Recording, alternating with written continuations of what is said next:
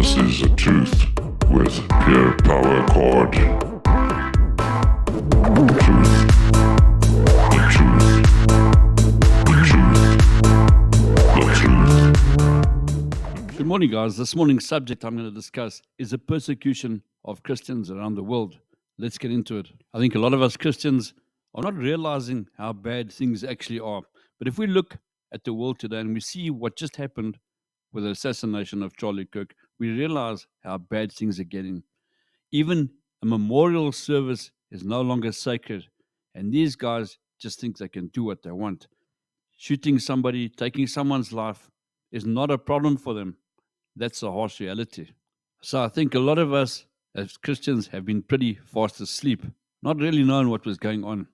But Christian persecution is on the rise, particularly in Asian and African countries. According to the 2022 World Watch List by Open Doors International, attacks on churches and Christian properties have increased, and the number of countries of extreme level of persecution has also risen significantly.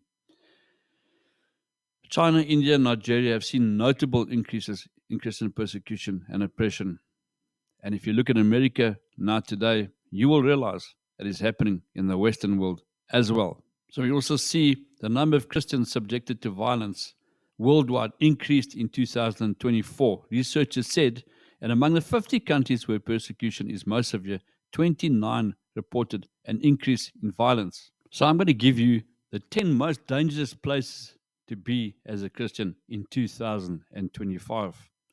The first one being North Korea. Number 2, Somalia. Number 3, Yemen. Number 4, Libya. Number 5, Sudan. Number 6, Eritrea. Number 7, Nigeria. Number 8, Pakistan. Number 9, Iran. And number 10, Afghanistan. So in Myanmar, a country where Christians make up 8% of the population, now sits at number 13, rising 4 places from 2024. Most Christians hail from half a dozen ethnic minority parties. In the Kachin region, Christians have been subjected to what has been described by one activist as a slow genocide, particularly after the military coup in 2021. So overall, more than 380 million Christians live in nations with high levels of persecution or discrimination. That's 1 in 7 Christians worldwide, including 1 in 5 believers in Africa, 2 in 5 in Asia, and 1 in 16 in Latin America. So the violence index for sub-Saharan African countries listed among the 50 most dangerous in the world for Christians has risen by an average of 1 point since the World's Watch List 2023 list. The region is subject to an incessant flow of attacks on Christians and Christian communities by Islamic terror groups, Open Doors said. So we, my friends, as Christians, are living in a bubble and we don't really know what's going on. We need to take note. Sudan's civil war fought between its army and the legions of regional militias has had devastating consequences for its population, including Christians. World's Watch List most recent research period reported 44 Christians killed, 100 Christians sexually assaulted, and 100 Christian homes and businesses attacked. Sudan includes people from both Arab and indigenous African backgrounds. Christians who make up the majority of the latter can face persecution for both their faith and their ethnic identity. Currently, the civil war has displaced more than 11 million out of Sudan's 49 million people. So let me give you some more frightening stats. Nearly 4,744 Christians around the world were detained without a trial, the highest number since 2020. India, number 11, had 1,629 detentions recorded during the period covered by the report. So Afghan Christians have responded to the Taliban by marginalizing themselves further, limiting the government's scope of repression. The Taliban is reportedly working to erase Christians' presence in the territory. So most believers have now gone underground to avoid being judged by the Taliban Islamic courts. Tiny communities meet in homes trying to share the gospel in a hostile environment. So if you think this is not happening in the Western world today, you are mistaken. If you look at the recent assassination of Charlie Kirk and the behavior of the people that are reacting to the vigils they're having and his memorial services, you will realize the persecution is nearer than you think. Now, I'm probably not going to make many friends this morning by saying what I'm going to say next. The reason we are not aware of what is going on and the persecution of Christians is because we have been fed a false gospel of prosperity. Following Jesus is not a personal get rich quick scheme for you or your pastor. And this is why we miss the point. If you look in Luke 9, verses 23 to 24, and he said to all, if anyone would come after me, let him deny himself and take up his cross and follow me. For whoever would save his life will lose it, but whoever loses his life for my sake will save it. So I'm going to put it pretty plain and simple this morning. What are the benefits of following Jesus? Well, this is what they include: blessings for sacrifices. They receive blessings for any sacrifices made in their lives. Community and family. Followers are regarded as part of Jesus' family, creating a sense of belonging. Empowerment. They gain the power to overcome challenges and adversities. And the last one, personal transformation. Following Jesus leads to personal growth and transformation, aligning one's life with his teachings.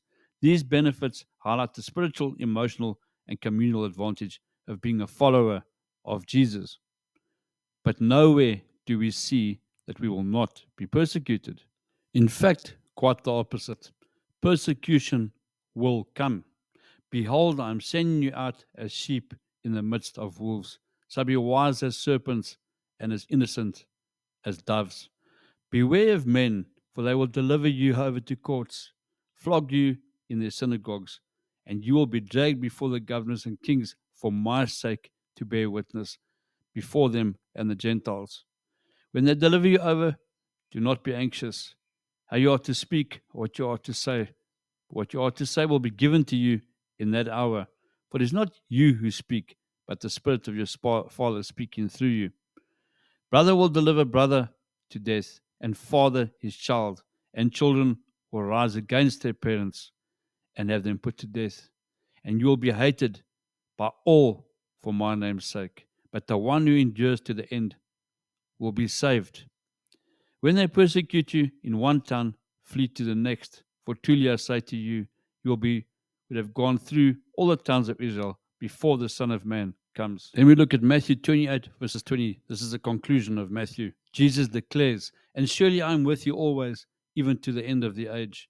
The statement occurs at the conclusion of what is commonly referred to as the Great Commission, where Jesus sends everyone out to do his work. So this week has been a difficult week for many people, I know for a fact. When watching things online escalate with the Charlie Kirk assassination and seeing how people react towards it, it is not a pretty sight to behold. Myself included, some of the things that I said to people that were really ugly about the death of Charlie, stuff that came out of my mouth was not exactly pretty either. So this morning we need to think on how to react to the persecution we're going to go through. Because if we react the same, we are no better than those persecuting us. So while reading these comments online about Charlie Kirk, a lot of Christians were saying this: yes, but the Bible says an eye for an eye. That says it in the Old Testament, yes, but it's not a justification for retaliation. Jesus teaches that the principle of an eye for an eye is not a justification. In the Sermon on the Mount, he states, you have heard that it was said, an eye for an eye and a tooth for a tooth. But I say to you, do not resist the one who is evil. But if anyone slaps you on the right cheek, turn to him the other also. Matthew 5, verses 38 to 39. This emphasizes mercy, forgiveness, and love for our enemies, calling his followers to a higher standard of grace beyond strict justice.